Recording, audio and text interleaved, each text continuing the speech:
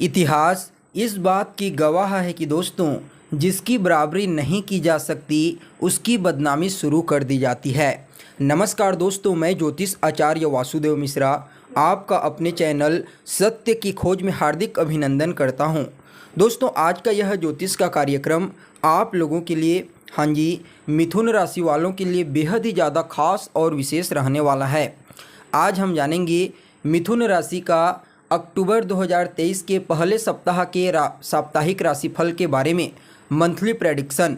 जी हाँ दोस्तों, अक्टूबर 2023 का पहला सप्ताह यानी कि 2 अक्टूबर से लेकर के 8 अक्टूबर तक का समय आप लोगों के लिए कैसा रहेगा। सिर्फ कैसा रहेगा ही नहीं, बल्कि हर एक वह जानकारी जो आपके मन में प्रश्न के रूप में मौजूद है।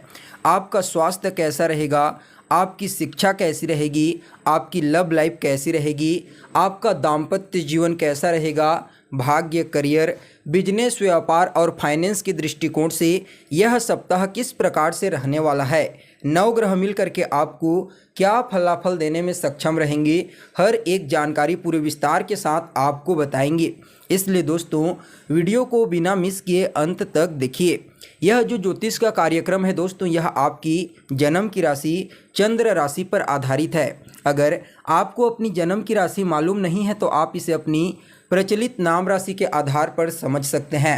और अगर आप अपनी जन्म कुंडली पर हमसे परामर्श लेना चाहते हैं तो वीडियो के डिस्क्रिप्शन बॉक्स में और वीडियो के अंदर आपको नंबर मिल जाएगा, जहां से आप संपर्क करके अपनी जन्म कुंडली पर परामर्श ले सकते हैं।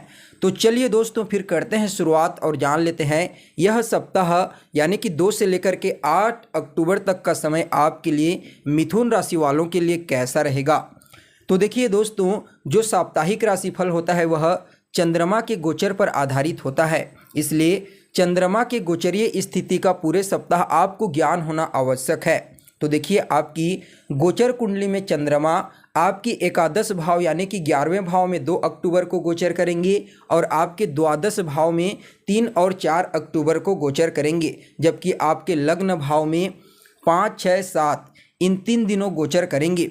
यानी कि चंद्रमा की स्थिति शुरू 3 दिन उतना अनुकूल नहीं है, लेकिन बाकी के जो 2 दिन का समय है यानी कि 6 और 7 तारीख का दिन, यह आपके लिए चंद्रमा की स्थिति के आधार पर अच्छा रहेगा। अब चंद्रमा के इसी गोचरीय स्थिति का विश्लेषण करके आपके लिए 7 भविष्यवाणी तैयार की गई है, जिनमें पहली भविष्यवाणी आपकी सेहत को लेकर के है। कैसा रहेगा स्वास्थ्य के दृष्टिकोण से यह सप्ताह। तो देखिए, लग्न होता है आपकी सेहत और लग्न के अधिपति बनते हैं बुध महाराज। कुंडली के 3रे भाव में गोचर करेंगे, 4th भाव में गोचर करेंगे और 19 अक्टूबर को राशि परिवर्तन करके 5म भाव में आ जाएंगे। तो यहाँ पर पूरे सप्ताह 4th भाव में गोचर करेंगे। तो चंद्रमा के साथ जो बुध की स्थिति है वह षडाष्टक योग का बन रही है, जिसकी वजह से दोस्तों शुरुआती 2 से 3 दिनों में आपको त्वचा से संबंधित यानी कि स्किन से संबंधित कोई प्रॉब्लम हो सकती है। खान पान पर आपको ध्यान देना है।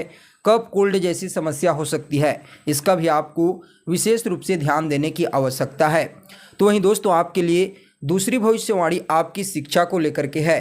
कैसा रहेगा विद्यार्थियों के लिए अक्टूबर महीने का पहला सप्ताह। तो देखिए, कुंडली का जो 5म स्थान होता है यह आपकी पढ़ाई लिखाई का होता है। 5म स्थान के अधिपति बनते हैं शुक्र महाराज। कुंडली के 3रे भाव में यानी कि पराक्रम भाव में पूरे सप्ताह गोचर करेंगे। चंद्रमा के साथ उनका संबंध काफ़ी बेहतर दिखाई दे रहा है, यानी कि पहले तो केंद्र का संबंध बनाएंगे, उसके पश्चात त्रिकोण का संबंध बनाएंगे। इस कंडीशन में दोस्तों, पढ़ाई लिखाई के दृष्टिकोण से यह सप्ताह आपके अनुकूल रहने वाला है। अगर आप कोई एडमिशन लेना चाहते हैं, कोई एग्ज़ाम दिलाना चाहते हैं या फिर शिक्षा के क्षेत्र में कोई परिवर्तन करना चाहते हैं तो उसके लिए यह सप्ताह आपके अनुकूल साबित होगा। हालांकि केतु का प्रभाव भी आपके 5म भाव में देखने को मिलेगा, जिसकी वजह से कुछ न कुछ आपके मन को पढ़ाई से डाइवर्ट करने का प्रयास भी यह ग्रह करेंगे। इसका भी आपको विशेष रूप से ध्यान देने की ज़रूरत है। बाकी कोई बड़ी समस्या दिखाई नहीं दे रही है। तो वहीं दोस्तों, आपके लिए तीसरी भविष्यवाणी आपके प्रेम जीवन को लेकर के है। कैसा रहेगा लव लाइफ के दृष्टिकोण से यह सप्ताह। तो देखिए, 5म स्थान ही होता है आपकी लव लाइफ का। अधिपति बनते हैं शुक्रदेव। पराक्रम स्थान में गोचर करेंगी और शास्त्र के अनुसार यह जो तीसरा स्थान होता है पराक्रम स्थान, उतना अनुकूल नहीं माना जाता। लेकिन चंद्रमा के साथ जो संबंध है शुक्र देव का वह बेहतर दिखाई दे रहा है। इसलिए दोस्तों अगर पुराने समय में किसी भी प्रकार का कोई मिसअंडरस्टैंडिंग रिलेशनशिप में हो गई थी तो इस समय वह शांत हो जाएगी। आपकी बॉन्डिंग काफ़ी मजबूत रहने वाली है। इसके पीछे कारण समझिए चंद्रमा और शुक्र का आपस में केंद्रगत स्थिति होना। तो वहीं दोस्तों आपके लिए अगली और चौथे नंबर की जो भविष्यवाणी है वह आपकी वैवाहिक जीवन को लेकर के है। मैरिड लाइफ के दृष्टिकोण से कैसा रहेगा यह सप्ताह? तो देखिए गोचर कुंडली का जो सप्तम स्थान होता है यह आपकी मैरिड लाइफ का होता है। अधिपति बनते हैं देवगुरु बृहस्पति, लाभ भाव में गोचर करेंगे, राहु के साथ चांडाल दोष से ग्रसित होकर के गोचर करेंगे, चंद्रमा के साथ गज केसरी योग का निर्माण करेंगे और अपने भाव से त्रिकोण का संबंध बनाएंगे। इस कंडीशन में देखा जाए तो मैरिड लाइफ के दृष्टिकोण से भी यह जो समय है अनुकूल साबित होगा। अगर पुराने समय से आपकी मैरिड लाइफ में कोई समस्या चल रही थी, वाद विवाद, वैचारिक मतभेद चल रहा था, तो उससे इस समय आपको राहत देखने को मिलेगा।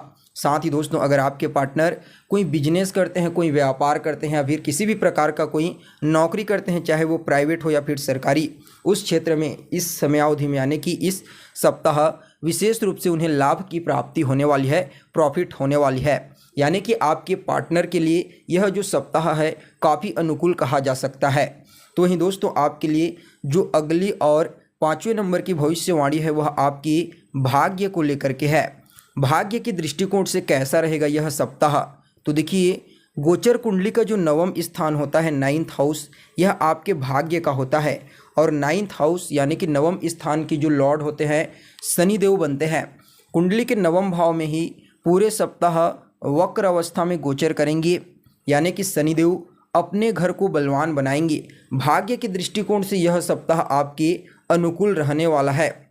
लेकिन फिर भी कुछ लोग बोलते हैं कि हमारा तो भाग्य साथ नहीं दे रहा है। बहुत बार हमने सुना है भाग्य हमारा साथ देगा लेकिन दे नहीं रहा है। तो इसके पीछे कारण समझिए। आपकी जन्म कुंडली में या तो भाग्य की स्थिति कमज़ोर है यानी कि भाग्य भाव की, या फिर वर्तमान समय में दशा महादशा आपकी जीवन में कुछ ऐसी चल रही है जो आपके लिए नेगेटिव है।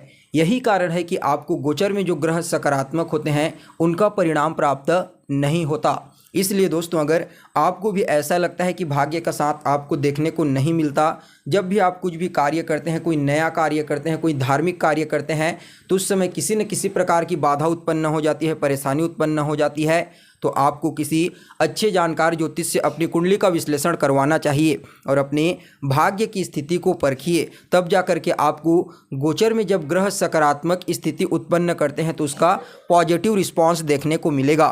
यह तो हो गई आपके लिए भाग्य की स्थिति। अब चलिए बात कर लेते हैं आपके करियर के बारे में। यह आपके लिए छठे नंबर की भविष्यवाणी रहेगी। करियर के दृष्टिकोण से कैसा रहेगा यह सप्ताह? तो देखिए कुंडली का जो दसम स्थान होता है यह आपके करियर का होता है। देवगुरु बृहस्पति बनते हैं अधिपति। कुंडली के लाभ भाव में यानी कि एकादश भाव में पूरे सप्ताह गोचर करेंगे। 2 अक्टूबर को तो देवगुरु बृहस्पति चंद्रमा के साथ गज केसरी योग का निर्माण करेंगे और राहु के साथ चांडाल दोष से पहले से ही ग्रसित हैं। कार्य क्षेत्र में ज़्यादा समस्या तो नहीं होगी क्योंकि देवगुरु बृहस्पति प्रॉफिट हाउस में वक्र अवस्था में पूरे सप्ताह गोचर करेंगे। इस कंडीशन में आप जितना ज़्यादा मेहनत करेंगे अपने कार्य क्षेत्र में उतना ही अनुकूल आपको लाभ की प्राप्ति होने वाली है। यानी कि आपको अपने मेहनत के अनुरूप लाभ की प्राप्ति इस सप्ताह देखने को मिलेगी। लेकिन दोस्तों यहाँ पर राहु देव भी देवगुरु बृहस्पति के साथ पूरे सप्ताह गोचर करेंगी और राहु देव को शास्त्र में खराब ग्रह कहा जाता है, बेईमान ग्रह कहा जाता है, छल कपट ग्रह कहा जाता है। इसलिए देवगुरु बृहस्पति जब राहु के संसर्ग में आते हैं तो इस कंडीशन में इंसान के मन में कई प्रकार की ऐसी भावनाएं उत्पन्न कर देते हैं जो हकीकत में उसके लिए नुकसानदायक होते हैं। ऐसा भी इस समय आपको अपनी लाइफ में देखने को मिल सकता है। इसका आपको विशेष रूप से ध्यान देने की आवश्यकता है। तो वहीं दोस्तों आपके लिए अंतिम और 7वें नंबर की जो भविष्यवाणी है वह आपके बिजनेस व्यापार को लेकर के है। कैसा रहेगा बिजनेस व्यापार के दृष्टिकोण से यह सप्ताह? तो देखिए सप्तम स्थान होता है बिजनेस व्यापार का। स्वामी बनते हैं देवगुरु बृहस्पति, चंद्रमा और राहु के साथ मिल करके गोचर करेंगे। तो बिजनेस व्यापार के दृष्टिकोण से भी यह जो सप्ताह है बहुत ही अनुकूल कहा जा सकता है, क्योंकि देवगुरु बृहस्पति प्रॉफिट हाउस में गोचर करेंगे और अपने सप्तम भाव से त्रिकोणस्थ संबंध बनाएंगे, जिसकी वजह से यह जो सप्ताह रहेगा यानी कि 2 अक्टूबर से लेकर के 8 अक्टूबर तक का समय व्यापारियों के लिए भी बहुत ही अनुकूल कहा जा सकता है। खास करके जो लोग सुगंधित चीज़ों का बिजनेस करते हैं, कपड़ों का व्यापार करते हैं, खाने पीने की चीज़ों का बिजनेस करते हैं, उन लोगों को इस सप्ताह अपने व्यापार में विशेष रूप से लाभ की प्राप्ति होने वाली है। तो दोस्तों, यह तो हो गई चंद्रमा के गोचरीय स्थिति के आधार पर पूरे सप्ताह का राशिफल। अब चलिए जान लेते हैं इस सप्ताह को बेहतर बनाने के लिए आपको क्या करना चाहिए। सबसे पहले तो आपको बुद्ध देव के बीज मंत्र ओम बूम बुद्धाय नमः इसका 108 बार रोजाना जाप करना है। शुक्र के बीज मंत्र ओम सुम शुक्राय नमः इसका रोजाना 108 बार जाप करना है। शनि के बीज मंत्र ओम सम शनिश्चराय नमः इसका रात के समय आपको 108 बार जाप करना है। अगर आप यह जाप करते हैं तो निश्चित रूप से आपके लिए यह सप्ताह आपके अनुकूल रहेगा।